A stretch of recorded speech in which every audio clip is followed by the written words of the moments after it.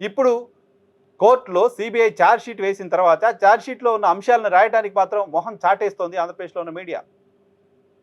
సాయంత్రం జగన్మోహన్ రెడ్డి అరెస్టు, రేపొద్దున భారతిరెడ్డి అరెస్టు, ఇటువంటి వార్తలు ఆంధ్రప్రదేశ్ ప్రజలు ఎన్ని చూశారో ఒకసారి గుర్తు చేసుకోమని కోరుతున్నా.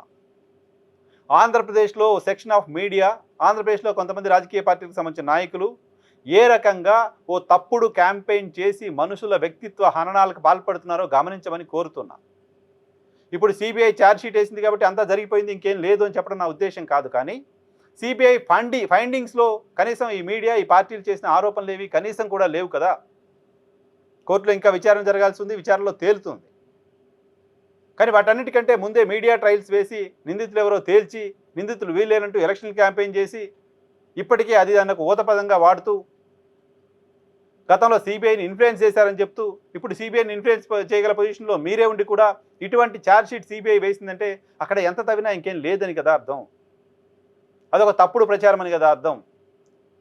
కాబట్టి ఇటువంటి తప్పుడు ప్రచారం చేస్తున్న ఉగ్రవాద మీడియా పట్ల, ఇటువంటి తప్పుడు విమర్శలు చేస్తున్న రాజకీయ పార్టీల పట్ల ఆంధ్రప్రదేశ్ ప్రజలు జాగ్రత్తగా ఉండాల్సిన అవసరం ఉంది.